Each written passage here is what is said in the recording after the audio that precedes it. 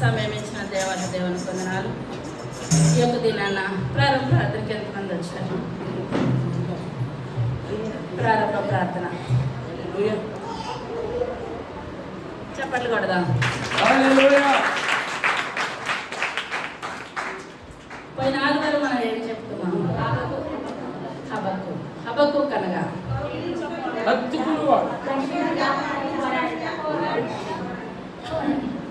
పోరాడా చివరి వరకు. స్టార్టింగ్ బాగుందా? ఎండింగ్ బాగానే ఉంది. మరి స్టార్టింగ్ బాగుందా? ఎండింగ్ ఎలాగుంటాం? ఉంటారన్న వాళ్ళు చేతులు పైకి ఎత్తండి. ఏం చేయాలి మనము? కార్యాంతం వరకు కూడా కార్యారంభం కంటే కార్యాంతం మేలు. మన స్టార్టింగ్ మంచిగా ఉండాలి, ఎండింగ్ మంచిగా ఉండాలి. దావీదు మహారాజ్ స్టార్టింగ్ బాగుందా? చివరి వరకు మధ్యలోనే.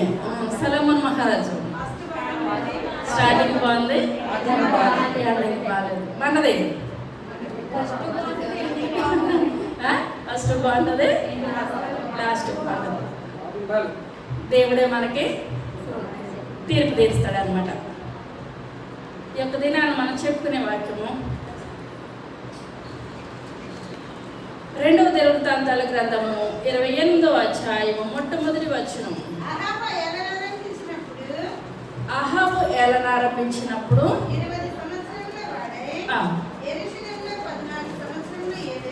ఏలెను చాలా చిన్న ప్రార్థన చేస్తాం. పరమా జీవము నాకు నీవా,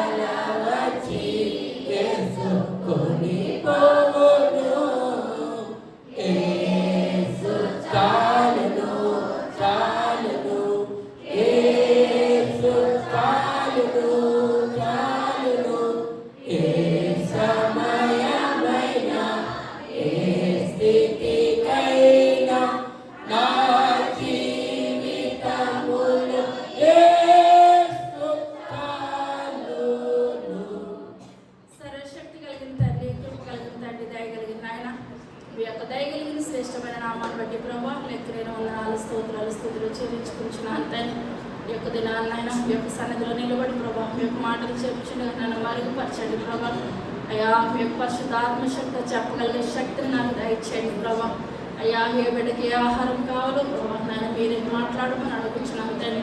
అయ్యా మేము వాక్యం ద్వారా నాయన మా ప్రార్థన ద్వారా మా జీవితాన్ని మేము సరి చేసుకోవాలి తండ్రి. ఇదే అనుకూల సమయం, ఇదే రక్షణ దినము ప్రభా. అయ్యా సమయం ఉండగానే మా యొక్క దీపాలను చక్కబెట్టుకునే గొప్ప భాగ్యాన్ని దయచేయమని అడుగుతున్నాను తండ్రి. అయ్యా మీ యొక్క సన్నిధిలో లోతైన అనుభవాలకు ఆయన మేము చేరడానికి తగిన కృపను ధన్యతను దయచేయండి. అయ్యా మీ మాటల్లో శక్తి ప్రభా, మీలో శక్తి తండ్రి నాయన. అయ్యా గొప్ప దేవుడు ప్రభా, మా కొరకు నాయన మీ యొక్క రక్తాన్ని నాయన బాగా దారిపోసిన దేవుడు తండ్రి. అయ్యా మీ యొక్క ప్రాణాన్ని మా కొరకు బలియాగం చేసిన దేవా మీకు వందనాలు. అయ్యా ఎన్ని స్థుతులు చెల్లించినప్పటికీ ప్రభా మీ యొక్క రుణాన్ని మేము ఎంత మాత్రమూ తీర్చలేము కానీ నాయన. అయ్యా మీ యొక్క సన్నిధిలో బలమైన సాధనగా నాయన మా యొక్క జీవితాలు ఉన్నంతసేపు ప్రభా మీకు యోగ్యకరమైన బిడ్డలుగా నాయన మేము పనిచేయగల గొప్ప కృపను ధన్యతను దయచేయమని త్వరగా రాబోచిన యేసయ్య నామమున వేడుకొంచున్నాము తండ్రి. ఆమేన్. హల్లెలూయా. చదువు వాక్యం మళ్ళీ చదువు. అహాజు ఏలనారంభించినప్పుడు 20 సంవత్సరముల వాడే సంవత్సరాలు వెళ్ళాడంటండి? 16 సంవత్సరాలు యెరూషలేములో వెళ్ళాడనమాట. ఈ యొక్క ఆహాజ్ ఎవరంటారు? ఆహాజ్ ఒక మనిషినా?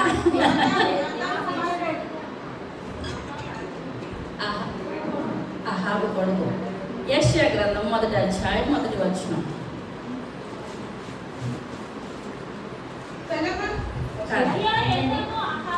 ఉజ్జియా యోతాము అహాజు దినములలో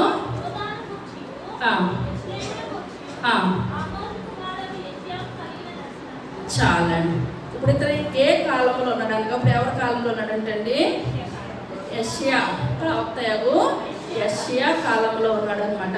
ఇప్పుడు మనము చాలాసార్లు మనం చెప్పుకున్నాము, ఆ యొక్క 12 గోత్రాలు 2 కింద డివైడ్ అయిపోయింది. మనం ఏ గోత్రాలు చెప్పుకున్నాం అండి?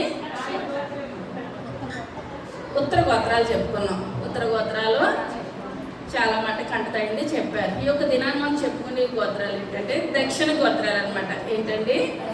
దక్షిణ గోత్రాలు. దక్షిణ గోత్రాలు రాజులు ఎటువంటి వారని చెప్పాను? అక్కడక్కడ మంచివారు ఉన్నారు. అందరూ మంచివారు లేరు, కానీ అక్కడక్కడ మంచివారు ఉన్నారు.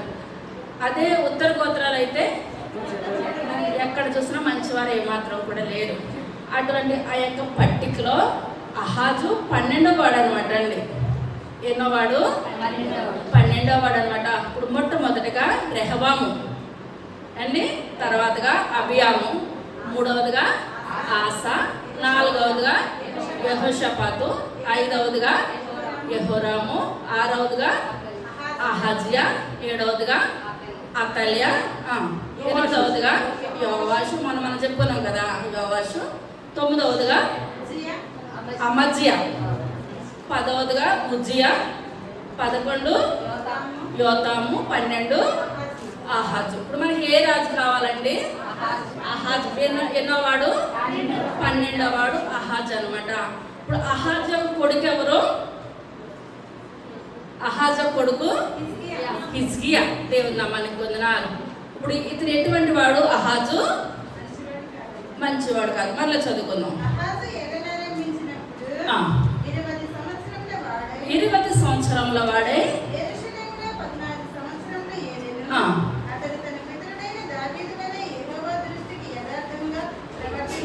ఎలా ప్రవర్తించలేదంటే అండి, యథార్థంగా ఏమాత్రం కూడా ఎవరు ప్రవర్తించలేదు? అహాజు ప్రవర్తించలేదు. తర్వాత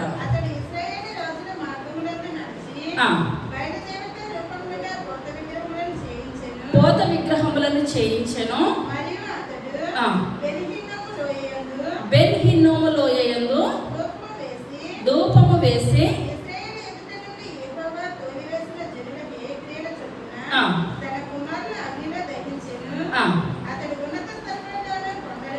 కొండల మీదను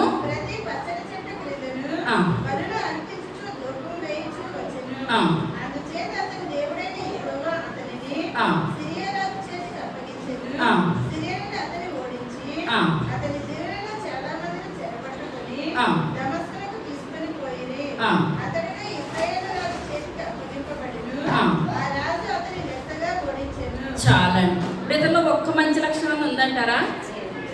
ఏ మంచి లక్షణం లేదు. ఇప్పుడు దేవునికి కోపం తెచ్చేది ఏంటంటే విగ్రహారాధన. ఇప్పుడు ఇతను ఏం చేస్తున్నాడు? విగ్రహారాధన చేస్తున్నాడు. చాలా మంది చెట్టు కనపడితే చెట్టుకి, రాయి కనపడితే రాయికి మొక్కేస్తారు అనమాట. మన దేవునికి ఇష్టం అంటారా? ఆ చెట్టుని సృష్టించింది దేవుడే, సూర్యుని సృష్టించింది దేవుడే, చంద్రుని సృష్టించింది దేవుడే. వీళ్ళు ఏం చేస్తారంటే దేవుడు ఇప్పుడు మనకి ఎలాగా పగలు రాత్రి, పగలంతా మనం పని చేస్తాము, రాత్రి మనము విశ్రాంతి తీసుకుంటాం. అలాగే సూర్యుడు కూడా పగలు పని చేయమని చెప్పినప్పుడు తన పని తను చేస్తున్నాడు. నైట్ టైం ఎవరు పని చెప్పాడండి? దేవుడు. చంద్రుడు పని చెప్పాడు కనుక నైట్ టైం చంద్రుడు తన పని తను చేస్తూ ఉన్నాడు. ఇప్పుడు అలాగే ఇప్పుడు ఏంటంటే ఇప్పుడు యొక్క అహాజు ఇప్పుడు ఏం చేస్తున్నాడంటే ఆ యొక్క రాయి కనబడితే రాయికి, చెట్టు కనబడితే చెట్టుకి విగ్రహాలు, భయంకరమైన విగ్రహాలు చేసేస్తున్నాడు. ఆయన దేవుడు అంటే ఏమాత్రం కూడా లక్ష్యం లేదు. ఇప్పుడు నేను ఎన్నో రాజు అని చెప్పానండి? 12వ రాజు. ఇప్పుడు ఏంటంటే దేవుడు మంచి మనకి తరతరాలు వస్తుంది. అవునంటారండి? వాళ్ళని చిన్న మంచి పని చేస్తామంటే వాళ్ళు చాలా మంచివాళ్ళు మంచివాళ్ళు మంచివాళ్ళు అని చెప్పుకుంటారు. ఇప్పుడు 12వ రాజు అయితే వీళ్ళకి లిస్టులో కన్నా ముందు ఉన్నారనమాట. ఇప్పుడు సౌలు, దావీదు, సొలొమోను లెక్కకి తీసేసిన తర్వాత వస్తున్నారు వీళ్ళందరూ లెక్కకే. అవునంటారండి? ఇప్పుడు వీళ్ళు 12వ రాజు అంటే వీళ్ళకన్నా ముందు ఎన్నో వాడండి? దావీదు, సౌలు తర్వాత వాడు, 2వ వాడు అనమాట. ఇప్పుడు దేవుడు ఇక్కడ అంటున్నాడు దావీదు నడిచినట్లు ఇప్పుడు ఎంత మధ్యలో ఇప్పుడు మంచి వాళ్ళు కారు కనుకనే వాళ్ళందరినీ వదిలేసేస్తాడు దేవుడు. అవునంటారండి? వదిలేసేటప్పుడు ఎక్కడ పట్టుకున్నాడు దేవుడు?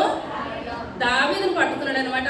దావీదు నడిచినట్లు ఇప్పుడు దావీదు తప్పు చేస్తాడు కానీ దావీదులో పశ్చాత్తాపం ఉంది. కొంతమంది ఏంటంటే పట్టిన కుందేలికి 3 కాళ్ళు, వాళ్ళ మైండ్లో ఫిక్స్ అవుతారు. ఫిక్స్ అయ్యి ఇంకా అంతే తప్పించి రెండోది లేదంటారు. అలా కాదు. మనం మానవులుగా ఏదైనా మనం తప్పు నిర్ణయం తీసుకున్నా ఇప్పుడు దేవుని వాక్యాన్ని బట్టి మన యొక్క జీవితాలను బట్టి మనం ఏం చేసుకోవాలండి? సరి చేసుకుంటాం. మన పితరులు ఎరగక విగ్రహారాధన చేశారనుకోండి, ఇంకా అదే కరెక్ట్ అని అనుకుంటామా? అనుకోము. ఇప్పుడు మనం ఏం చేస్తున్నామండి? దేవుని తెలుసుకున్నాం. ప్రభా మా పితరులు తెలుసుకోకపోయినా మేము ఏం తెలుసుకున్నాము? మిమ్మల్ని తెలుసుకున్నాం అయ్యా, మీ యొక్క సన్నిధి మేము తెలుసుకున్నాం, అందుని బట్టి మీకు వందనాలు. వాళ్ళు చేసినట్లు మనం చేయట్లేదు. కానీ ఇప్పుడు వీళ్ళందరూ కూడా దావీదు నడిచినట్లు ఎవ్వరూ కూడా ముందు రాజులు నడవలేదు. కొంతమంది స్టార్టింగ్ బాగుంది, ఎండింగ్ బాగాలేదు, ఎండింగ్ బాగుంది, స్టార్టింగ్ బాగాలేదు, అలాగా చేశారు. కానీ ఇప్పుడు ఇతను ఏంటంటే స్టార్టింగ్ నుంచి కూడా ఏమాత్రం కూడా మంచిగా లేదు. కానీ ఇప్పుడు ఇతనికి దేవుడు మంచి కుమారుని ఇచ్చాడు. ఎవరు ఇచ్చారండి? హిజ్కియా అనమాట. అదే 2వ దినవృత్తాంతాల గ్రంథము 29వ అధ్యాయం మొట్టమొదటి వచనం. హిజ్కియా ఏలనారంభించినప్పుడు 29 సంవత్సరంలో యెరూషలేములో ఏలెను. అతని తల్లి జకరియా కుమార్తె అబియా దావీదు చర్య అంతటి ప్రకారము యథార్థముగా ప్రవర్తించను.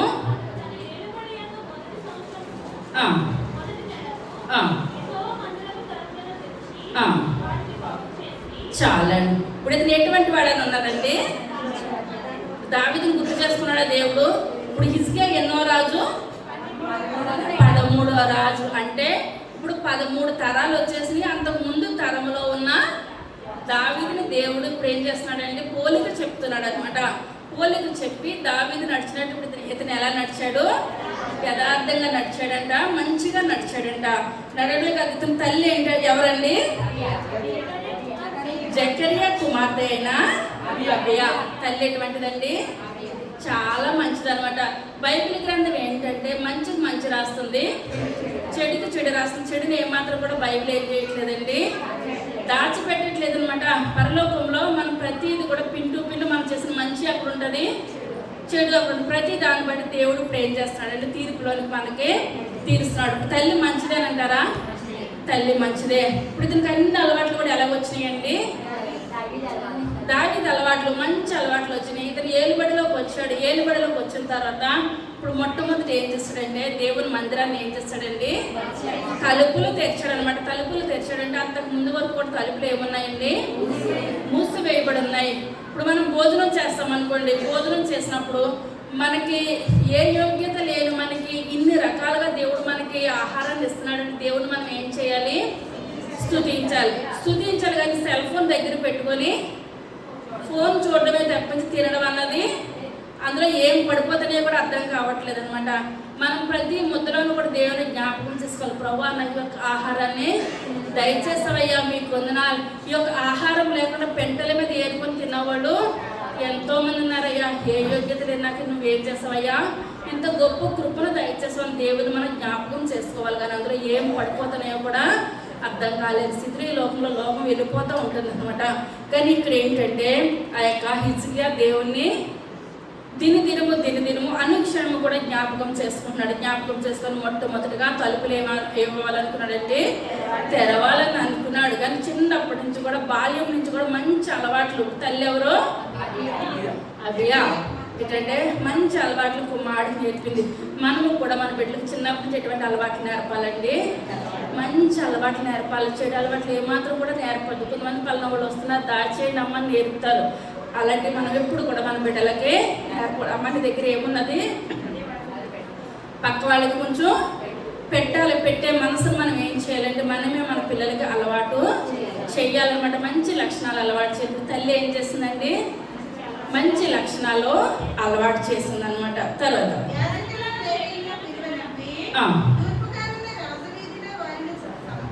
సమకూర్చి లేవీయులారా ప్రతిష్ఠించుకొని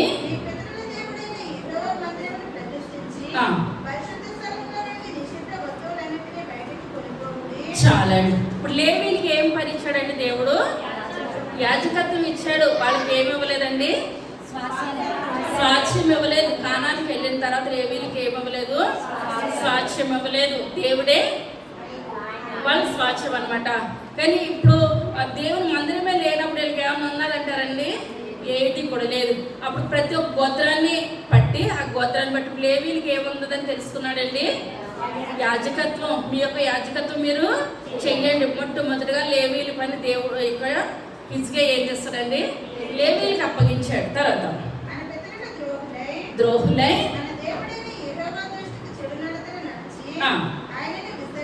విసర్జించి చేసిరి, మూసివేసి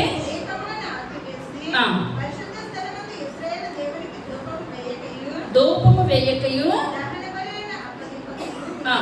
చాలండి. ధూపం అంటే ఏంటండి, ప్రార్థన. మనం నిత్యము కూడా మన దేవునికి ఏం చేయాలండి, ప్రార్థన చేయాలి. ధూపం ఎప్పుడు కూడా ఆరిపోద్ది అనమాట. అప్పుడు మీ దీపంలో ఏం చేయమన్నాడండి దేవుడు, వెలిగించమన్నాడు అనమాట.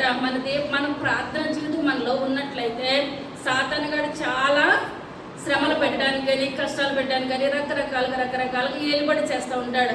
అదే ప్రార్థనా జీవితం మనలో ఉన్నట్లయితే ఎటువంటి దుష్టుడు మన దరిదాపు కూడా రాడనమాట. మన చుట్టూ కూడా దేవుడు అగ్ని అన్న కంచెను వేస్తాడు.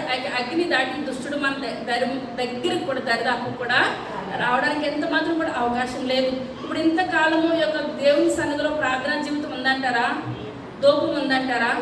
ఏది కూడా లేదు. ఎప్పుడైతే ఇప్పుడు హిజ్కియాకి ఆ యొక్క అలవాటు, నా యొక్క పితరుడైన దావీదు ఎలా చేశాడో నేను అలా చేయాలి. ఇప్పుడు దేవుని మందిరంలో ఏముండాలండి, ధూపం ఉండాలి, బలులు ఉండాలి, నైవేద్యాలు ఉండాలి. ఈ విధంగా దేవుని గణపరచాలని తెలుసుకొని ఇప్పుడు ఇతను ఏం చేశాడంటే ఆ యొక్క దావీదు ఎలాగైతే ధూపాలు వేస్తాడో దావీదు ప్రార్థనా జీవితం ఎలాగ ఉందండి, 7 సార్లు స్తుతించేవాడు, 3 సార్లు ప్రార్థన చేసేవాడు. ఆ విధంగా ఉన్నట్లయితే ఇప్పుడు ఏ రకమైన శత్రువు కూడా ఏలుబడి చేయడానికి వీలు లేదు. ఇప్పుడు ఎందువలనంటే ఇప్పుడు ఒక్కొక్కసారి మనం ఏ రకంగా పడతామో సాతాను తెలుసుకుని మనం డబ్బాషను చూపిస్తే పడిపోతారనమాట. ఇప్పుడు బైబిల్ గ్రంథంలో 2 శరీరాశ నేత్రాశ జీవపుడము, అది తండ్రి వల్ల పుట్టినవి ఎంత మాత్రం కూడా కానీ కాదు. కానీ శత్రువు ఎటు దారిలో మనం పడిపోతామో గ్రహించి ఏం చేస్తుందంటండి, మన కళ్ళకి గురుడితనాన్ని కలుగజేస్తుంది. కానీ సాధారణంగా చాలా మంది ప్రార్థనా జీవితం లేని వాళ్ళు, ప్రార్థనా జీవితం ఉన్నవాళ్ళు కాదు, ప్రార్థనా జీవితం లేని వాళ్ళు ఈ 3 ఆటలో ఏదో దాంట్లోనూ పడిపోతారు. దావీదు ఎందులో పడిపోయాడండి, ముందు కళ్ళు చూస్తుంది, తర్వాత శరీరం పాపం చేసేస్తుంది. కానీ అంత ప్రార్థన పరుడే. కానీ సాతాను నిమిషంలో మనల్ని ఏం చేస్తుందండి, పడగొట్టడానికి చూస్తుంది. కానీ మనం ప్రతి సెకండ్ కూడా కళలో కూడా మనం ఏం చేయొద్దండి, పాపం జోలికి ఎంత మాత్రం కూడా వెళ్ళడానికి వీలు లేదు. తర్వాత యూదా వారి మీదను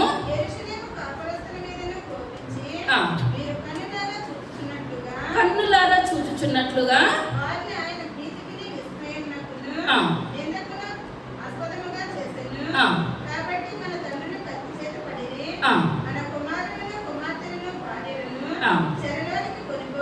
కొనుకోబడి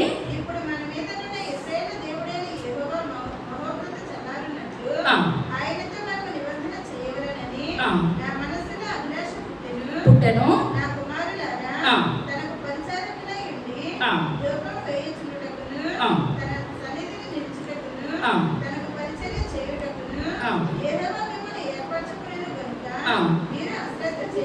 మనలో ఏ ఉండకూడదంటండి, అశ్రద్ధ ఉండకూడదు. ఇప్పుడు ఇక్కడ ఉన్న వాళ్ళు అందరం కూడా డ్యూటీలకు వెళ్ళేవాళ్ళే. డ్యూటీలకు వెళ్ళినప్పుడు చాలామంది 5 గంటలు లేవలసి ఉంటుంది, కొంతమంది 6 గంటలు, ఏదైనా 6-5 మంచం మీద ఉంటే వెళ్ళడానికి అవ్వదు, లేచిపోవాలన్నమాట. కానీ సాతాను గాడు అనిపిస్తాడు, ఈ యొక్క ఆదివారమే కదా నువ్వేం చేయొచ్చు, పడుకో, 10 వరకు తల్లిని పెట్టుకొని పడుకో, ఏం కాదు, లాస్ట్లో ప్రార్థన అయిన తర్వాత నైట్ వరకు కూడా చర్చలోనే కూర్చుంటుంది కనుక లాస్ట్లో వెళ్ళి కూర్చుంటే ఆవిడేం చేస్తుంది, శుభ్రంగా ప్రార్థన చేసేస్తుంది. సాతాను గాడు మనకు లేనిపోయిన అలవాట్లు, ఐడియాలు కూడా మంచి మంచి అలవాట్లు ఇస్తాడనమాట. కానీ మన సంఘం ఏం చేస్తుందండి, ప్రార్థనకే వస్తుంది. మన సంఘం మాట వినే సంఘం. ఎందువల్లంటే మాట వెళ్ళలేని వాళ్ళ దగ్గరికి 1 వారం వస్తాడు, చెవిలో గుయ్యమంటాడు, 2వ వారం వస్తాడు సాతాను గాడు, 3వ వారం అయితే రావడానికి ఎంత మాత్రం కూడా వీలు లేదు. సాతాను ఎన్ని చెప్పినా సరే ఇప్పుడు మనం ఏమనుకుంటున్నామండి, మన పరుగు ఎక్కడికి, గురి వద్దకే. ఇక్కడ హిజ్కియా గారు ఇప్పుడు ఏమంటారంటే, దేవుని పని మనం ఏం చేయొద్దంటండి, అశ్రద్ధ చేయొద్దు అనమాట. ఇప్పుడు డ్యూటీకి తంబేస్తారు కనుక టయానికి వెళ్ళిపోవాలి. ఇప్పుడు సాతాను అంటాడు, ఎప్పటికి వెళ్ళినా వెళ్ళి కూర్చుంటే సరిపోద్ది అంటారా? స్టార్టింగ్ నుంచి ఎండింగ్ వరకు కూడా ఉంటేనే మనకి దేవుని యొక్క ఆశీర్వాదం. ఒక దినమంతా గడితే ఎన్ని దినాలతో శ్రేష్టం అండి, 1000 దినాలు అంటే ఒక అరగంట కూర్చొని, పావుగంట కూర్చొని, లాస్ట్లో బాయ్ అంటే మనకు 1000 దినాలు వచ్చేస్తుంది అంటారా? ఏ మాత్రం కూడా రాదు. మనం ఏం చేయాలండి, ప్రారంభం కానీ ఎండింగ్ వరకు ఉంటేనే ఆ యొక్క దీవులు ఎలాగొస్తాయండి, బిడ్డలు తరతరాలు మన కుటుంబానికి, మన బిడ్డలకి కూడా ఈ యొక్క దీవెనలు వస్తాయి. కానీ హిజ్కియా ఏ పని కూడా ఏం చేయలేదండి, అశ్రద్ధ. ఏ పనైనా ముందు చేస్తాం, కానీ దేవుని పని అనేటప్పుడు ఏమొస్తుందండి, చేద్దాంలే ఉందాంలే అని అశ్రద్ధ వస్తుంది. కానీ మన దేవుని పనే ముందు మనం ఏం చేయాలండి, శ్రద్ధ కలిగిన వాడు ఐశ్వర్యవంతుడగునని ఒక వాక్యం సెలవిస్తుంది అనమాట. తర్వాతగా 2వ దినవృత్తాంతాల గ్రంథము 32వ అధ్యాయం 27వ వచనం. అతి విస్తారమైన ఐశ్వర్యమును, కరెక్టే, హిజ్కియాకు అతి విస్తారమైన ఐశ్వర్యమును ఘనతయు కలిగెను. అతడు వెండి బంగారములను రత్నములను సుగంధ ద్రవ్యములను డాళ్లను ఉపకరణములను బొక్కసములను కట్టించెను. కొట్లను, పలు విధముల పశువులను, సాలలను కట్టించెను. విస్తారమైన కలిమి దయచేసినందున పశువుల మందలను సంపాదించెను.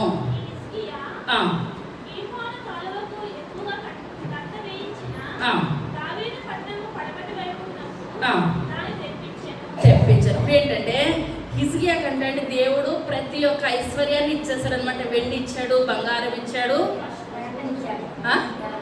ఘనతకి ఇచ్చాడు. ఇప్పుడు ఆటోమేటిక్గా డబ్బున్న వాళ్ళకి ఏమొచ్చేస్తుందండి, ఎంత దుర్మార్గుడైనా డబ్బున్న వాళ్ళని ఘనంగా పొగుడతారు. ఎంత మంచి వాళ్ళైనా డబ్బు లేకపోతే దారంగా వెళ్ళిపోతున్నా సరే చూసి చూడలేనట్టు వెళ్ళిపోతారు అనమాట. దేన్ని బట్టి ఘనత వస్తుందండి, లోకంలో దేవుడు అయితే డబ్బును బట్టి మనకు ఘనత ఇవ్వలేదు, కానీ లోకానుసారంగా దేన్ని బట్టి ఘనత వస్తుంది, డబ్బు ఉంటే ఘనత వస్తుంది. ఇప్పుడు హిజ్కియా కూడా దేవుడు ఇప్పుడు ఏం చేస్తాడంటే అన్నీ ఇచ్చాడు, పశువుల సాలలు ఇచ్చాడు, వెండి బంగారం మొత్తం పలానది లేదు అని అనడానికి ఏది కూడా లేదంటే ప్రతిదీ ఎందువల్లంటే ఇతను మంచిగా ఉన్నాడు, ప్రార్థనా జీవితం జీవిస్తున్నాడు. మళ్ళీ ఏది కాదండి, ప్రార్థనా జీవితం ఉన్నట్లయితే దేవుడు ఇప్పుడు మనకు మంచి ఆరోగ్యం ఇచ్చాడంటే చాలదంటారా? ఇప్పుడు ఈ ఆరోగ్యం లేక లక్షలు ఇప్పుడు ఎక్కడ కడుతున్నారండి, హాస్పిటల్లో కడుతున్నారు. మనకి ఏది లేకపోయినా ఆరోగ్యం ఉండి మన దేవుని సన్నిధిలో మోకరిస్తే దేవుడే దానంతటి అదే ఆస్తిని ఐశ్వర్యాన్ని ఇస్తాడనమాట. కానీ ఇక్కడ హిజ్కియా ఇప్పుడు ఏంటంటే ఆరోగ్యాన్ని ఇచ్చాడు, ఆస్తిని ఇచ్చాడు, ఐశ్వర్యాన్ని ఇచ్చాడు, అక్కడంతా కూడా ఘనతని ఇచ్చి హిజ్కియా అంత గొప్పవాడు.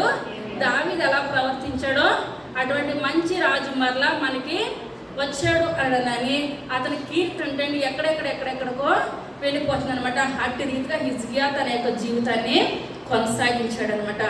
ఇదే రెండో రాజుల గ్రంథము 19వ అధ్యాయము 35వ వచనం.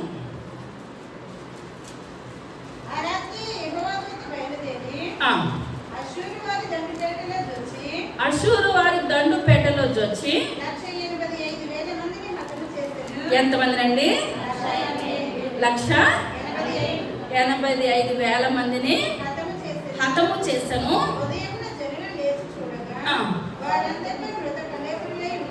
చాలండి. ఇప్పుడు ఏంటంటే, ఇప్పుడు ఇతను ఎటు చూసినా మంచిగా ఉందన్నానని ఒక్కొక్కసారి మనం మంచిగాను మన మీద సాతానుగాడు ఏం చేయాలనుకుంటాడండి?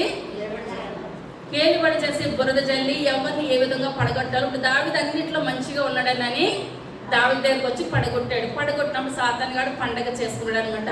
కానీ అదే స్థితిలో దావీదు అయితే ఎంత మాత్రం కూడా లేనేళ్ళాడు, పశ్చాత్తాపం పడ్డాడు, దేవుని సన్నిధిలో ఆయన కాళ్ళు పట్టుకున్నాడు. అదే యోబు దగ్గరికి కూడా అంతా కూడా తిరిగి యోబు నీతిమంతుడు, న్యాయమంతుడు, యథార్థవంతుడనని యోబు దగ్గరికి వచ్చి యోబుని శోధించి మరలా దేవుని దగ్గరికి వెళ్ళి దేవునితో అంటున్నాడు, నువ్వు యోబుకి అన్ని ఇచ్చావు కనుక యోబు నిన్ను స్తుతిస్తున్నాడు, ఏమి ఇవ్వకపోతే యోబు నిన్ను ఏమాత్రం కూడా స్తుతించడని చెప్పినప్పుడు దేవుడు అంటున్నాడు, యోబుకి ఆస్తి ఐశ్వర్యం ఇవ్వకపోయినా యోబు ఎటువంటి వాడు? నమ్మకమైన వాడు, యథార్థమైన వాడు లేడు అని చెప్పినాడు. అయితే నేను ఏం చేస్తాను? శోధిస్తాను అని చెప్పినప్పుడు దేవుడు అన్నాడు, ప్రాణం తీసే అధికారం తప్పించి నీకు అన్నీ కూడా ఇస్తున్నాను అని చెప్పినప్పుడు ఒకటి ఏం చేస్తాడంటే సాతానుగాడు చెల్లా చెదిరి చేసిన యోబు ఎలాగున్నాడు? నీతిగా ఉన్నాడు, న్యాయంగా ఉన్నాడు, యథార్థంగా ఉన్నాడు కనుక దేవుడు ఎంత ఆశించాడండి? 2 అంతలు. ఇప్పుడు మనకి శోధనలు పడుతున్నాం, కరెక్టే. శోధనలు పడినప్పుడు యోబు గ్రంథం చదివామనుకోండి, యోబుకి 2 అంతలు వచ్చింది అని అనుకుంటాం. కానీ ఆ యొక్క భరించడానికి ఎంత టైం పట్టిందో మనకు అంత సహనం ఉండదు. యోబు భరించాడు, నేను భరించను ఏమంటాం? యోబు ఎలా పుట్టాడు, మనం ఎలా పుట్టాం? యోబు ఒకలాగే పుట్టాడు, మనం ఒకలాగే పుట్టాం. కానీ మనం అంటాం అనమాట, యోబు భరించాడు, మనం భరించాం. అప్పుడు వాక్యం తెరిస్తే యేసయ్య గురించి వస్తుంది. యేసయ్య సిలువలో ప్రాణం పెట్టి తిరిగి లేచాడు కదా, ఆయన ఎన్ని శ్రమలు అనుభవించాడంటే మళ్ళీ సాతానుగాడు మన పక్కన చనిపోతాడు, ఆయన దేవుడు కాబట్టి అనుభవించాడు. నేను సీఎం పోస్టే తప్పించి నేను అనుభవించను. మనం ప్రతిదానికి మనం ఏం చేయాలండి? ఎందువల్లంటే ఆ శ్రమలు వచ్చినప్పుడు శ్రమల్లోనే మనకు దేవునికి దగ్గరగా అయిపోతాం అనమాట. ఇంకా ఎంత దగ్గర అయిపోతామంటే అసలు దేవుణ్ణి మనము విడదీయలేనంత దగ్గరగా మనము అయిపోతాం. శ్రమలు కలిగట నాకు మేలాయనని చెప్తున్నాడు అనమాట భక్తుడు. ఆ శ్రమలే లేకపోతే మన కన్నీరు అన్నది మన జీవితంలోనూ రాదు. ఏదైనా ఆయుష్ ఇచ్చింది ఆయన, ఆరోగ్యం ఇచ్చింది ఆయన. ప్రభా నాకు తట్టుకునే శక్తిని నాకు దయచేయను ఆయన. నేను ఏం చేస్తాను? సాతాన్ని నేను ఎదిరిస్తాను ఆయన, మీ కొరకు నేను జీవిస్తానని మనం ఏం చేయాలంటే ముందుకు పరిగెట్టాలి. ఇప్పుడు హిజ్కియా అన్నింటిలో మంచిగా ఉన్నాడని అనేసి ఇప్పుడు రాజులందరూ అయిపోయి హిజ్కియా మీదకి యుద్ధానికి వచ్చేస్తారు అనమాట. ఎటువంటి మార్గము కూడా లేదు. ఇప్పుడు చెప్పుకుంటే మనుషుడు కూడా హిజ్కియాకి లేని స్థితిలో దేవుని సన్నిధిలో మోకరించి హిజ్కియా ఏం చేస్తున్నాడండి? ప్రార్థన చేస్తున్నాడు. ప్రభా లోకమంతా ఒకటైనా మీరే నాకు దిక్కు నాయన, నాకు సహాయం దయచేయండి ప్రభా, మీరు తప్పించి నాకు వేరే దారి ఏమి లేదయ్యా. నాకు తెలిసి వచ్చిన కానించి నా తల్లి నాకు ఏం నేర్పింది? మీ మాటలే నేర్పింది అయ్యా, మీ యొక్క ప్రార్థనా జీవితమే నేర్పింది. నేను అన్నీ ఉన్నదప్పుడు కూడా మిమ్మల్ని స్తుతించాను. ఇప్పుడు భయంకరమైన ఇప్పుడు అందరూ కలిసి నా మీద యుద్ధానికి వస్తున్నారు ప్రభా, అప్పుడు మీరే నా దిక్కు, ఇప్పుడు మీరే నాకు దిక్కు. మనం అన్నీ ఉంటే దేవుడు మనం ఏం చేస్తామండి? మర్చిపోతాం. కానీ అలా కాదు. మనం ఏంటంటే కలిమిలోను దేవుని స్తుతించాలి, లేమిలోను కూడా ఆయన మనం ఏం చేయాలంటే గట్టిగా పట్టుకోవాలి. ఇప్పుడు హిజ్కియా దేవుని సన్నిధిలో ఏడుస్తున్నాడు, కన్నీరు కారుస్తున్నాడు. ప్రభా యొక్క తలుపులు మనమైతే పుట్టుపూర్వతరాలు అప్పుడు అదేంటాను ఇప్పుడు ఇదేంటో అంటాము, మానవ సహజం. కానీ ఇప్పుడు హిజ్కియా అలాగ అంటలేదు. ప్రభా మీరే నాకు దిక్కయ్యా, నన్ను ఇప్పుడు గెలిపిస్తే ఇంకా నేను మీ యొక్క సన్నిధిలో వాడబడతాను ప్రభా. కన్నీరు కార్చి ప్రార్థన చేస్తూ ఉన్నాడు. మోకరిస్తూనే ఉన్నాడు. పైనుంచి ఎవరు వచ్చారండి? దేవుని యొక్క దూత వచ్చేసింది. ఇప్పుడు ఎవరు అక్కడ మనుషులు యుద్ధం చేయలేదు. దేవుని యొక్క దూత వచ్చేసి అక్కడ యుద్ధం చేసి ఎంతమందిని చంపేసిందండి? 185,000 మందిని ఏం చేసిందంటే ఒక్క దూత వచ్చి చంపేసింది. ఇప్పుడు దేవునికి శక్తి ఉన్నదంటారా? దేవునికి గొప్ప శక్తి ఉన్నది. ఎందువల్లంటే మనం చేస్తాం ఒక్క నిమిషంలోనే యేసయ్య మీరుంటే నాకు ఇది జరగదు కదా నాయన, మీరు లేరు ప్రభు అంట. మరి లేరు అన్నది ఆయనకి రావడం అంత అవసరం అంటారా? అన్ని పనులు మానుకొని పరలోకం నుంచి దిగొచ్చి మన దగ్గరకు వచ్చి మాట్లాడేంత అవసరం ఉందంటారా ఆయనకి? మనం ఏం చేయాలంటే ఆ ఒక్క నిమిషంలోనే మనం ఏం చేస్తామండి, దేవుడిని దూషించేస్తామన్నమాట. అనరాని మాటలు అనేస్తాం. మనం ఏం చేయాలంటే మనం చివరి గురి వరకు పరిగెట్టాలి. అంతే కాదు, పౌలు గారు దేవుల్లో లేనప్పుడు ఎలాగున్నారండి? దోషకుడు, హింసకుడు, హానికరుడు. అటువంటి అతన్ని సౌలును పౌలుగా మారికి ఎలాగైపోయాడు? ఎంతమంది కొడుతున్నా సరే నైనా మీ నామానికే మహిమ. ఎందువల్లంటే దేవుళ్ళలోకి వచ్చేసినంత డబ్బు ఐశ్వర్యం కాదు, కష్ట నష్టాలు కూడా మనం ఏం చేయాలండి, భరించడానికి మనం సిద్ధంగా ఉండాలి. కానీ ఇక్కడ హిజ్కియా ఒక నోటు మాటతో కూడా దేవుని నిందించలేదు. ప్రభా నాకు సహాయము దయచేయండి. అందరూ ఒకటి అయిపోయారు నా పక్షంగా, మీరు అప్పుడు కొద్ది అప్పటికి ఇంకా దూత వచ్చేస్తుంది, కార్యం చేద్దన్న విషయం హిజ్కియా గారికి తెలియదు. కానీ ఇప్పుడు ఏం చేస్తున్నాడు ఆయన? ప్రార్థన చేస్తున్నాడు. మనం ప్రార్థన చేసినప్పుడు మనుషుల ద్వారానే దేవుడు ఏం చేస్తాడండి, కార్యం జరిగిస్తాడు. ఇప్పుడు ఒక దూత అనగా ఎవరు? దేవుడే. పాత నిబంధనలో ఆయన ఈ లోకంలోనికి రాక మునుపు, కుమారుడిగా రాక మునుపు దూత అనగా యేసయ్య. ఇప్పుడు ఆ దూత వచ్చి ఇప్పుడు ఏం చేస్తుందండి, ఇంతమందిని కూడా హత్య చేస్తుంది. ఇప్పుడు దేవుని నామం మహిమ వచ్చిందంటారండి, మహిమ వచ్చింది. ఇప్పుడు హిజ్కియాకి ఏంటంటే అంతకంతకు ఘనత, ఐశ్వర్యము, పేరు, ప్రతిష్టలు ఇప్పుడు మారు మ్రోగేస్తుందంటారా? ఒక దూత అనగా దేవుడే పరలోకం దిగి వచ్చి ఇప్పుడు ఏం చేస్తాడు, అక్కడ యుద్ధం చేసేస్తాడు అనమాట. యుద్ధము యెహోవాదే. మనం ఏమి చేయొద్దు, మనం ఏం చేయాలి, ప్రార్థన చేయాలి. దేవుడు అప్పుడు మోషే గారితో మోషే అంటున్నాడు ఇశ్రాయేలు ప్రజలు, మనం మౌనంగా ఉండి దేవుడు ఇచ్చిన కృపను మనం చూడాలి. అంతవరకు ఇశ్రాయేలు ప్రజలు ఎర్ర సముద్రం వెనకేమో ఫరో సైన్యం అనమాట. అప్పుడు ఆ దేవుని కృపను బట్టి ఆ యొక్క మోషే గారు మాట్లాడుతున్నారు, మీరందరూ మౌనంగా దేవుడిచ్చిన రక్షణ మనం చూడాలి. అంతవరకు చూసారంటారండి, అందరూ కూడా చూసారు. కానీ ఇక్కడ ఇప్పుడు హిజ్కియా గారికి ఇప్పుడు ఏం కలగాలి, కొంచెం ఒక్కొక్కసారి ధైర్యం వస్తుంది. సాతానికి నీకేముంది, దేవుడే దిగొచ్చేసి నీకు అన్నీ చేసేస్తున్నాడు కదా. ఒక్కొక్కసారి మనం ప్రార్థన చేయాలనుకున్నారు, సాతాను వరకు చేసావు కదా, అలసిపోయావు కదా, ఒక దినాన్ని నువ్వు ఏం చేయాలి, శుభ్రంగా దుప్పటి కప్పుకొని పడుకో. బయట చల్లగా ఉంది, వేడివేడిగా ఏదన్నా తిను. సాతాను గారు ఇదే చెప్తాడు కనుక ఇప్పుడు కూడా చెప్పడు. దేవుడు ఏమంటాడంటే 6 దినాలు కష్టపడు, వర్షాన్ని వెళ్ళిపో, ఎండకి వెళ్ళిపో, చలికి వెళ్ళిపో, కానీ ఎప్పుడు పలానా కాలం వెళ్ళొద్దని దేవుడు అనలేదు. ప్రార్థన కూడా 3 కాలాల్లో కూడా మనం ఏం చేయాలండి, ప్రార్థన చేయాలి. కానీ నేను అనుకుంటాను ఇప్పుడు ఇంత కార్యం జరిగిన తర్వాత ఎవరికైనా మానవులుగా ఏమనిపిస్తుందండి, కొంచెం ఏదో అంటే ఇంక నాకింకా తిరిగిలేదు అన్నది వస్తుంది. ఎప్పుడైతే దీనికి వచ్చిందో లేదో నాకు తెలవదులేండి, బైబిల్ గ్రంథంలో రాయబడలేదు. కానీ మనకి కొంచెం వస్తేనే మళ్ళీ సాతాను కూడా ఒక శోధన పెట్టేస్తాడు. అవునంటారండి, ఆ కొంచెమే మనలో రాకూడదు. మనం అంతకంతగా ఆశీర్వదించబడుతున్నామో అంతకంతకు మనం ఏం చేయాలండి, తగ్గించుకోవాలి దేవుని సన్నిధిలోను. కానీ ఇప్పుడు హిజ్కియా గారు ఇప్పుడు వరకు కూడా చెప్పిందంతా కూడా అంత బాగుంది. ఇప్పుడు సాతాను ఇప్పుడు ఏం చేస్తాడంటే, అదే 2 రాజుల గ్రంథము 20వ అధ్యాయము మొట్టమొదటి వచనం. ఆ దినములలో హిజ్కియాకు మరణకరమైన రోగము కలుగగా ఆమోజు కుమారుడును ప్రవక్తయునైన యెషయా అతని యొద్దకు వచ్చి, నీవు మరణమవుచున్నావు, నీవు బ్రతకవు గనుక చాలండి.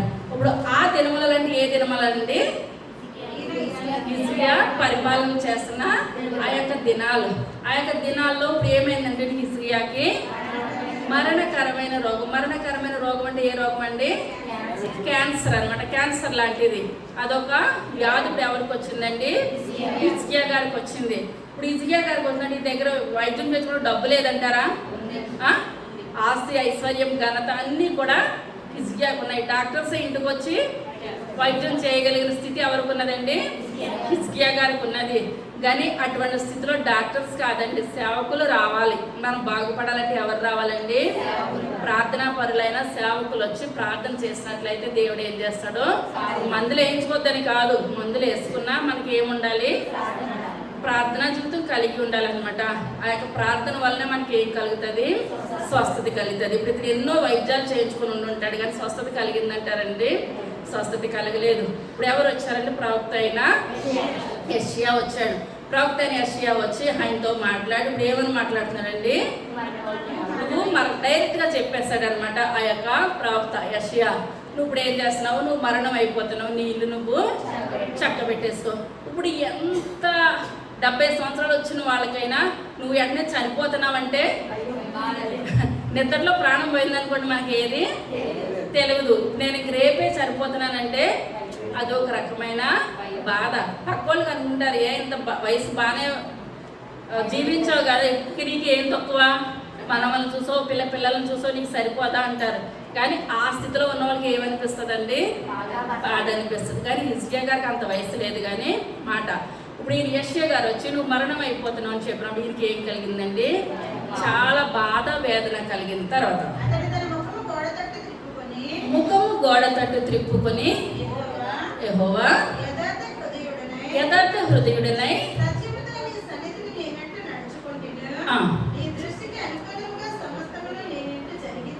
జరిగించును.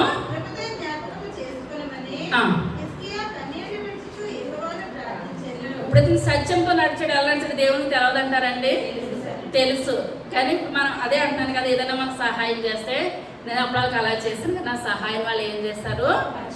మర్చిపోయారని మన మనసు అనిపిస్తుంది. అలాగే హిజ్కియా గారు అంటున్నారు, ప్రభువా నేను ఎవరికి అన్యాయము చేయలేదు కదయ్యా, నువ్వు నాకు ఎంత ఆశించినా సరే న్యాయంగా నేను ప్రవర్తించాను కదయ్యా. కానీ ఇంత న్యాయంగా నడిచినందుకు అనుకుంటాము దుర్మార్గులు పోయిన వారం అంతా అదే వాటిని. దుర్మార్గులు ఎలాగున్నారు?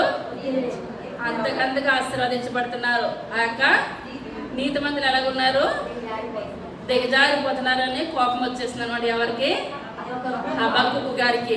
ఇప్పుడు అలాగే ఇప్పుడు ఆ యొక్క రాజు కింద చూసి చాలా మంది ఆ యొక్క రాజ్యంలో దుర్మార్గులను చూస్తుంటాడంటారా? చూస్తుంటాడు. వాళ్ళు ఎలాగున్నారు? ఆరోగ్యంగా మంచిగా తిరుగుతూ ఉంటుంటే ఇప్పుడు బాగోలేని వాళ్ళకి బాగున్న వాళ్ళు టకటగా తిరిగేస్తుంటే ఏమనిపిస్తుందండి? వాళ్ళు చక్కగా టకటగా తిరిగేస్తున్నారు, నాకు బలహీనత ఉంది. అలా ఏంటంటే అలా పోల్చుకోకపోతే కనుక మానవ సహజం పోల్చుకోవడం.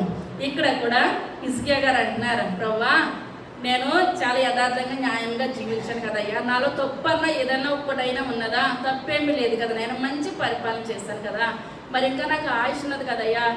డైరెక్ట్గా ప్రవక్త వచ్చేసి నువ్వు కొంతమంది ఏమంటారంటే ప్రవక్త దేవునితో మాట్లాడి మానవులకి చెప్తారు. చెప్పినప్పుడు నువ్వు చాలా కోటీశ్వరుడు అయిపోతున్నావు అని చెప్పారు అనుకోండి సేవకులు, ఏమనిపిస్తుంది? అమ్మో ఇంకా అసలు ఇంకా నిద్ర అన్న పట్టదు, వచ్చిన కోట్లని ఎక్కడ పెట్టుకోవాలి, ఏం చేయాలని. అదే నీ ప్రవర్తన మంచిగా లేదు, మంచిగా చేసుకో అంటే రెండో రోజు గుడిపెట్లు ఎక్కరేక ఏమంటారు? ఇవి చూసి వచ్చిందా నా ప్రవర్తన సరిగ్గా లేదంట, నా ముఖం మీద చెప్తున్నారు డామ్ డోమ్ డాకారం, ఇంకా అసలు ఇంకా అంతూ పంతూ ఉండదు అనమాట. కానీ ఇప్పుడు ఈ యొక్క హిజ్కియా గారు కూడా రాజు కదా, యెషయా గారు నేను చంపేస్తాను ఇలాంటి మాటలు చెప్తున్నామంటే అని అనలేదు. ఎందువల్ల ఈయనలో ఏముందండి? దేవుని భక్తి ఉన్నది, దేవుని మాటకి ఈయన లోబడతాడు. ప్రవక్త వచ్చి నాకు చెప్పాడనంటే అది కరెక్టే, అయితే నేను చనిపోతున్నాను. నేను ఇప్పుడు ఈయన ఒక్క మాట కూడా నేను అన్నాను, నేను ఎవరితో వ్యాజ్యం ఆడాలి?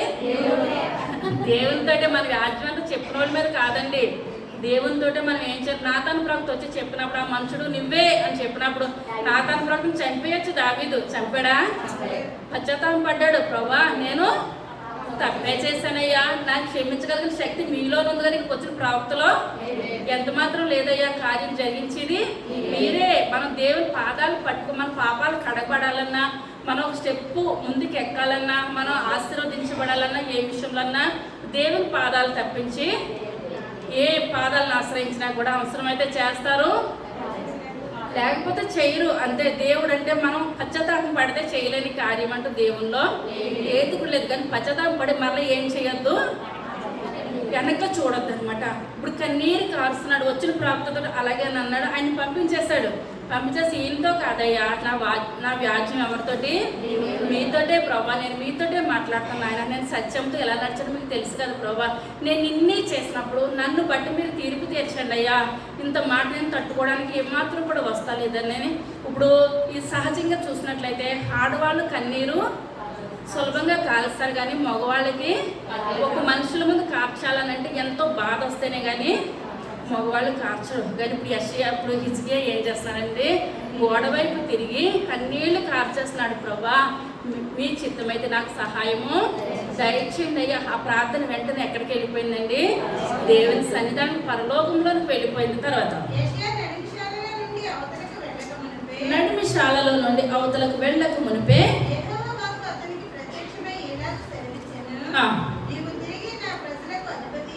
అధిపతి అయినా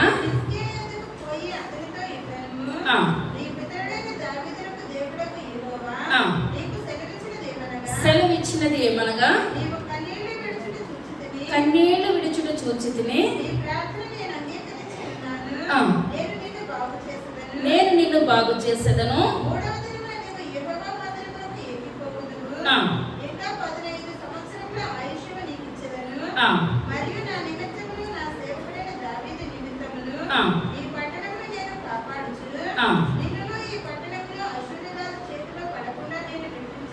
చాలండి.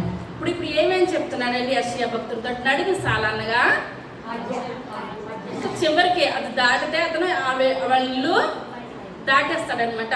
ఆ దాటేసే సమయంలో వెంటనే వచ్చేస్తుందంటారా సమాధానం?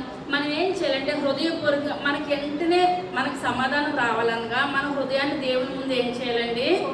కుమ్మరించేయాలి. కుమ్మరించేసే ప్రభా, నాకు దిక్కు మీరే నాయన, మీరు తప్పించిన వేరే ఆశ్రయదుర్గము నాకు లేదు ప్రభా, మీరే నాకు కార్యం జరిగించాలన్నని.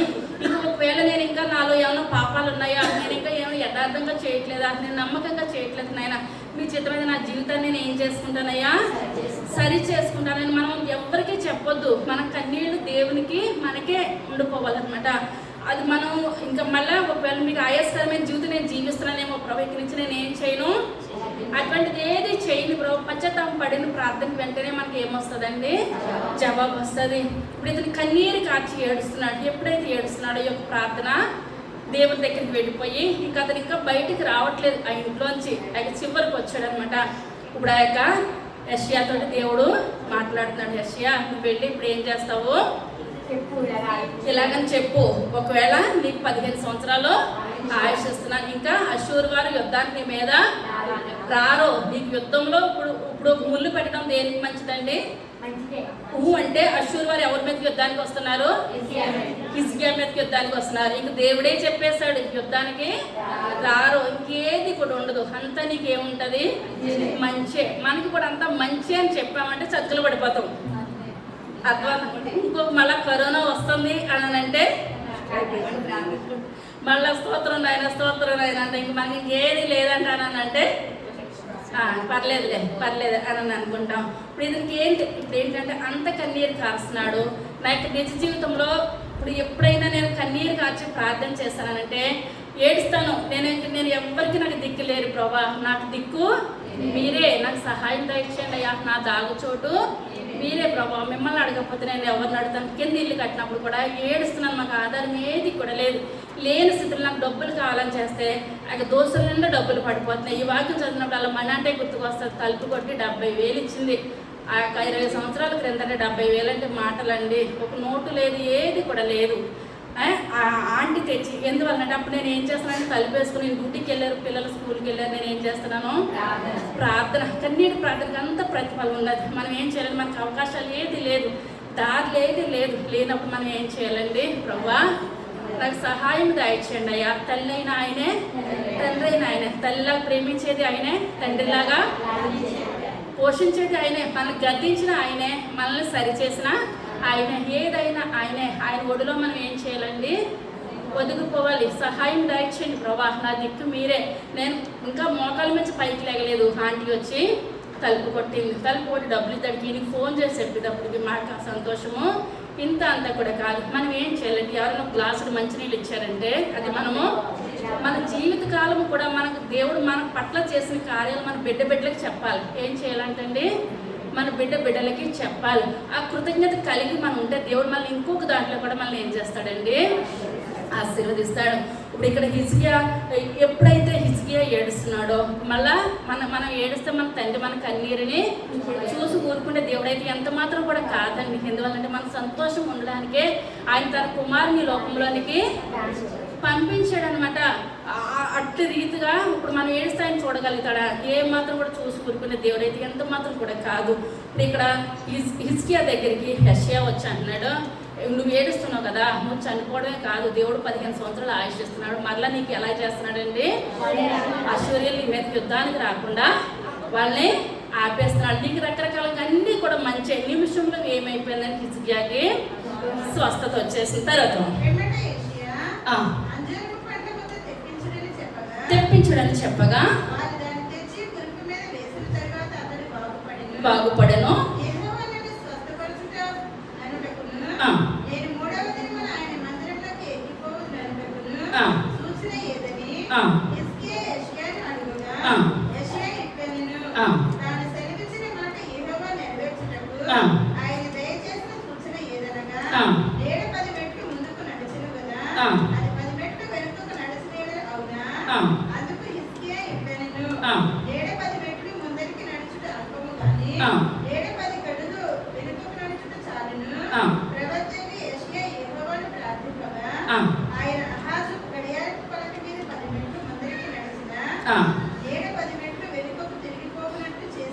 చాలండి. ఇప్పుడు ఇతని ఆలోచన అంతా దేని మీద కంటే 3వ దినాన్ని నేను ఎక్కడికి వెళ్ళిపోవాలి, దేవుని మందిరం దగ్గరికి వెళ్ళిపోవాలి. ఇప్పుడు మనం ఒక నెల రోజుల నుంచి మంచాన్ని పట్టి ఉన్నాం అనుకోండి, మన మనసు అంతా కూడా స్వస్థపడితే బాగుందని అనిపిస్తుంది.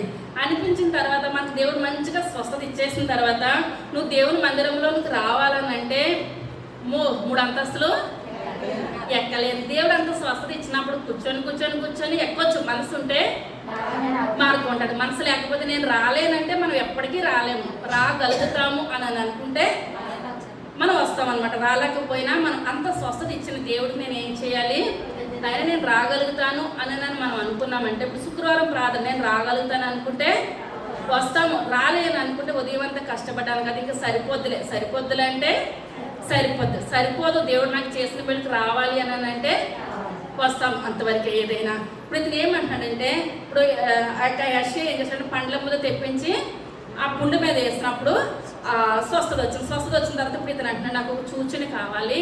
ఇప్పుడు నేను ఈ 3వ దినాన్ని మందిరంలోకి ఎక్కిపోవాలనంటే నాకు ఒక సూచన చూపించు. గడియారం ముళ్ళు ఎలా తిరుగుతుందండి, ముందుకు తిరుగుతుంది. కానీ ఇప్పుడు ఈయన ఏమంటున్నాడండి, వెనక్కి తిరగాలి. నేడు ఎలాగెళ్ళాలి, ముందుకు వెళ్ళాలి. కానీ ఎలాగెళ్ళాలి అంటున్నాడండి, వెనక్కి వెళ్ళాలి. అప్పుడు దేవుడు కోపం వస్తుంది అంటారా? చేసిన స్వస్థతే ఎక్కువంటే జరగలేని నువ్వేం చేస్తున్నావు అడుగుతున్నావు అని అనొచ్చు. కానీ అన్నాడండి దేవుడు, యెషయా అది హిజ్కియా నువ్వు ఏదంటే అదే చేస్తాను. గడియారం ముళ్ళు ముందుకు రావాలంటే ముందుకు వస్తుంది, వెనక్కి రావాలంటే వెనక్కి వస్తుంది. నేడు 10 మెట్లు ముందుకు రావాలంటే ముందుకు వస్తుంది, వెనక్కి రావాలంటే వెనక్కి వస్తుంది. ఎంత వస్తుంది అనంటే కారణం ఏంటంటే ఇతను చేసిన మంచి, ఇతను చేసిన ప్రార్థన. అదే దుర్మార్గుడు నిన్ను కూర్చోలేయడానికి ఉందంటారా? ఇప్పుడు అబ్రహాం గారు ఉన్నారు, సొదొమ గొమొర్రా పట్టణం గురించి వచ్చారు, 50 మంది కాడి నుంచి వచ్చారు. చివరికి ధూళి వాడిని అయ్యా, దుమ్ము లాంటి వాడిని, ఎందుకు పని చేయలేనటువంటి వాడిని ఒక 10 మంది నీతిమంతులు ఉంటే రక్షిస్తావా? ఉన్నారంటారా?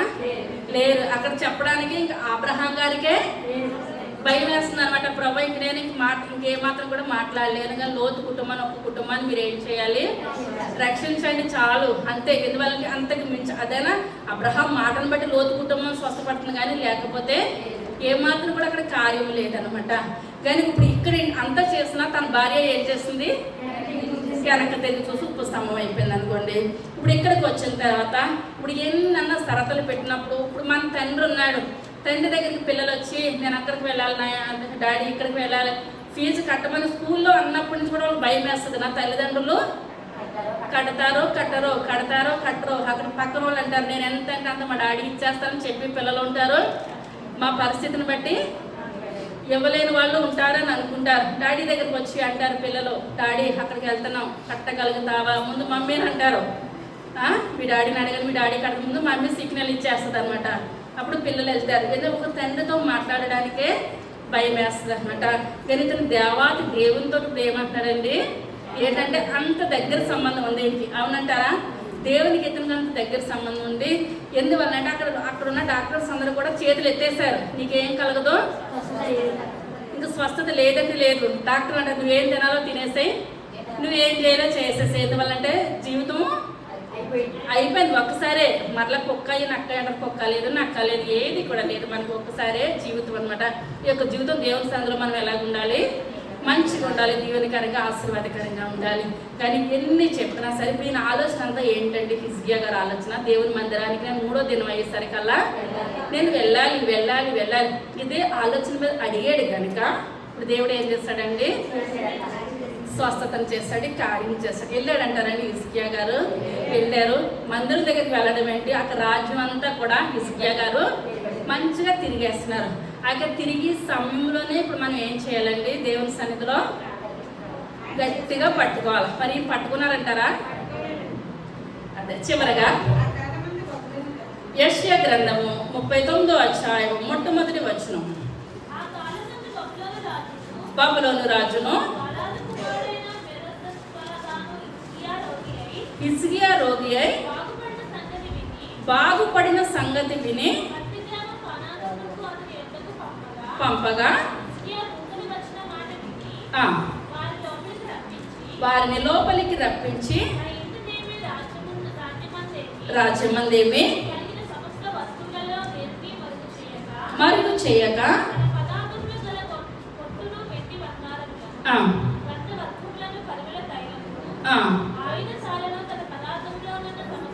సమస్తమును ఇప్పుడు ఏం చేశాడంటండి ఈయన స్వస్థపడ్డాడన్న విషయం ఇప్పుడు అందరు రాజులకి వచ్చిందంట. డాక్టర్సే హిజ్కియాకి పలానా వ్యాధి వచ్చింది, డాక్టర్లే ఎవరో కూడా స్వస్థపడరు అని చెప్పారంట. కానీ యెషయా అన్న ఒక ప్రవక్త వచ్చి దేవుడు చెప్పిన మాట చెప్పినప్పుడు మరలా 15 సంవత్సరాలు ఆయనకి ఆయుష్ని ఇచ్చారని. ఇప్పుడు మనం అనుకుంటాం, మన ఏదన్నా జరిగిందంటే కొంతమంది అనుకుంటారు ఈ మాట మన ఇంట్లోనే తప్పించి బయటికి వెళ్ళదు అని అనుకుంటారు. వెళ్ళదన్న మాటే ఊరంతా తిరిగేద్దనమాట, చెప్పమన్న మాట చెప్పరనమాట. కనుక ఇతనికి ఆయుష్ ఆరోగ్యాన్ని దేవుడు ఇచ్చాడని అన్నని ఇప్పుడు ఈ మాట ఎక్కడికి వెళ్ళిపోతుందండి, రాజుల్లో దేశాలకి ఈ యొక్క మాట వెళ్ళిపోతుంది. మాట వెళ్ళిపోతుంటే ఇప్పుడు హిజ్కియాని చూడడానికి ఎవరు వచ్చారు, బబులోను రాజు వచ్చేసాడు అనమాట. సరాసరి ఎవరిని చూడడానికి, హిజ్కియాని చూడడానికి రాజు వచ్చేసినప్పుడు ఇక హిజ్కియా గారు ఏం చేయాలండి, దేవుడు చేసిన కార్యాలు చెప్పాలి. మనము కూడా మన జీవితంలో చేసిన కార్యాలు ప్రతి కార్యం కూడా నేను ఇందాక చెప్పాను కదండి, ప్రతి కార్యము ప్రభా వాళ్ళ ద్వారా నాకు ఒక కార్యము జరిగించారయ్యా. ఒక మనిషి ద్వారానే మీరు వాళ్ళలో ఉంటేనే కానీ వాళ్ళు ఏ కార్యం కూడా చేయరు నాయన. మీకు వందనాలు ప్రభా, మీరు చేసిన మేలుని బట్టి వందనాలు. ఇప్పుడు ఉన్నా సరే చేయగలుగుతారండి, ఎవరైనా చేయలేరు. దేవుడు ప్రేరేపిస్తేనే వాళ్ళు కార్యం చేస్తారు, దేవుడు ప్రేరేపించలేదు ఎవరు కూడా ఏ కార్యం కూడా చేయరు. కానీ ఇప్పుడు హిజ్కియా దేవుని సన్నిధిలో ప్రార్థన చేసుకుంటున్నాడు, నమ్మకంగా చేసుకుంటున్నాడు. కానీ అది సాక్ష్యం రూపంలో రావాలి.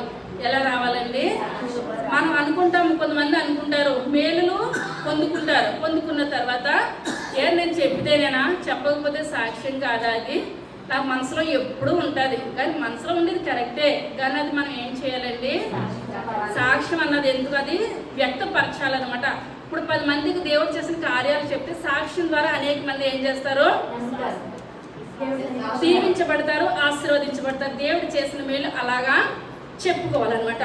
మరి ఇప్పుడు ఇక్కడ హిజ్కియా ఏం చేస్తాడంటే, ఇప్పుడు నాకు దేవుడు నాకు వెండి ఇచ్చాడు, బంగారం ఇచ్చాడు, ఆస్తి ఇచ్చాడు, ఐశ్వర్యం ఇచ్చాడు, నాకు రకరకాలుగా ఇచ్చాడు, అన్నీ చెప్తున్నాడు కానీ అందరూ రాజులు నా మీదకి యుద్ధానికి వచ్చినప్పుడు పరలోకం నుంచి ఒక దోత వచ్చింది, 1,85,000 మందిని చంపేసేసింది. దేవుడు చేసిన కార్యం మేము కత్తి పట్టుకోలేదు, ఏది పట్టుకోలేదు. దేవుడు గొప్ప కార్యం చేశాడని చెప్పాడండి, ఈయన చెప్పలేదు. ఇప్పుడు నాకు ఇటువంటి వ్యాధి వచ్చింది కరెక్టే, కానీ డాక్టర్సే చనిపోతామని చెప్పినప్పుడు ఆ యొక్క ప్రవక్త యెషయా వచ్చి నువ్వు స్వస్థపడతావు అని చెప్పినప్పుడు నువ్వు 3వ రోజు నేను అంటే ఇద్దరికే ఏమీ లేదండి, నమ్మకం లేదు, ఏదో నమ్మకం లేని స్థితిలో ఈయన వెళ్ళిపోయాడు. 3వ దినాన్ని మళ్ళీ నువ్వు మందిరంలోనికి ఎక్కిపోతావు అని చెప్పినప్పుడు నేను ఇలా పళ్ళ చూసిన అడిగాను, గడియారం ముళ్ళు ఎలా వెళ్ళాలి, వెనక్కి తిరగాలని చెప్పాను, నీడ వెనక్కి రావాలని చెప్పాను. ప్రతిదీ కూడా దేవుడు చేసిన ఒక్క మాట చెప్తే దేవుడు 15 కాదు ఇంకొక 15 సంవత్సరాలు యాక హిజ్కియా గారికి దేవుడు ఆయుష్ ఇచ్చును. ఇవన్నీ వదిలేసేస్తాడు. ఇవన్నీ వదిలేసేసి వచ్చిన బబులోను దగ్గరికి వచ్చి ఇప్పుడు ఏం చేస్తున్నాడంటే, నాకు ఇక్కడ ఇన్ని కేజీలు వెండి ఉంది, ఇన్ని కేజీలు బంగారం ఉన్నది, నాకు ఇక్కడ ఆస్తులు పశుశాలలు ఉన్నాయి, ఇవి ఉన్నాయి, అవి ఉన్నాయి అన్నీ చెప్తున్నప్పుడు దేవుడు అక్కడ వాళ్ళ దగ్గర ఉన్నాడంటారండి. దేవుని మనసు అక్కడ ఉండదా? ఉంటుంది. ఉండి ఇవన్నీ కూడా చూసిన తర్వాత ఇప్పుడు బాధ అంతా కూడా దేవుడు కూడా మానవుడికి లోకంలోనికి వచ్చాడు. ఆయన కూడా అబ్రహాంతో నా స్నేహితుడు అని చెప్పి తన బాధ అంతా చెప్పుకునేవాడు అంటారండి. దేవుడు కూడా మన నమ్మకంగా ఉంటే మనకు స్నేహితుడి కింద ఉండి ఆయనకున్న బాధ ఆయనకుంటుంది. మనల్ని మట్టిని బొమ్మ కింద చేసి మనల్ని ఈ స్థితిలో పెట్టినప్పుడు మనం కృతజ్ఞత లేనప్పుడు దేవుడు మంచి వాళ్ళ దగ్గరికి వెళ్ళి దేవుడు ఏం చేస్తాడు, తన బాధ సమూయేలు చిన్నోడే కానీ దేవుని బాధ అంతా చెప్పుకున్నాడా? ఏలీ కుమారులు ఏమాత్రం కూడా మంచి వాళ్ళు కాదు, నువ్వు మంచిగా ఉండదు నేను ఆశీర్వదిస్తూ చెప్పుకున్నాడంటారా? దేవుడు కూడా మనతోటి స్నేహం చేయడానికి ఆయన చూస్తున్నాడంటే మనం అంత ప్రార్థన కలిగి మనం ఏం చేయాలని దేవుని సన్నిధిలో దీవించాలి, ఆశీర్వదించబడాలి. ఇప్పుడు హిజ్కియా చేసినంత కూడా ప్రవక్త యెషయాకి దేవుడు చెప్పి యెషయాని ఎక్కడికి పంపించాడండి? హిజ్కియా దగ్గరికి పంపించాడు. ఇప్పుడు యొక్క వీళ్ళ బబులోను రాజులు వచ్చారు, ఈ యొక్క ఐశ్వర్యం అంతా చూశారు. చూసి వాళ్ళు వెళ్ళిపోయిన తర్వాత ఇప్పుడు ఎవరు వచ్చారండి? ప్రవక్త యెషయా వచ్చారు. తర్వాత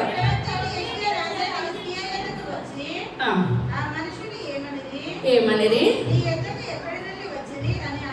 అడుగగా హిజ్కియా చెప్పాను. అడుగగా హిజ్కియా మరుగు చేయక చాలా ఏది మరుగు చేయలేరంటండి. కానీ ఏది మరుగు చేశాడు? దేవుడి సాక్ష్యాన్ని మరుగు చేశాడు అనమాట. మనం ఏది మరుగు చేయాలండి? లోకానుసారం అన్నీ మరుగు చేయాలి, సాక్ష్యాన్ని ఏమాత్రం కూడా మరుగు చెయ్యదు. కానీ ఇప్పుడు గొప్పగా చెప్పుకుంటున్నాడు. ఇప్పుడు యెషయా ప్రవక్త వచ్చినప్పుడు ఇప్పుడు ఏమనాలి? అయ్యా వాళ్ళు వచ్చారా అని అంటే వచ్చాక గొప్ప ఒక రాజు నా దగ్గరికి వచ్చి నాదంతా కూడా తిరిగి చూసినట్టు గొప్పగా చెప్పుకున్నాడు. నువ్వేమేమి చూపించావు అని చెప్పినప్పుడు నాకు ఇచ్చిన సాక్ష్యాన్ని చెప్పానంటే దేవుడు ఎంత సంతోషించడండి.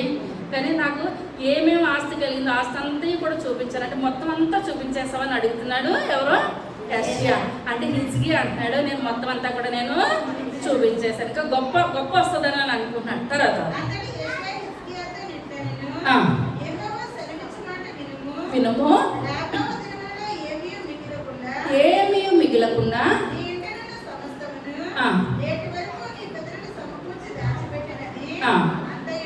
అంతయును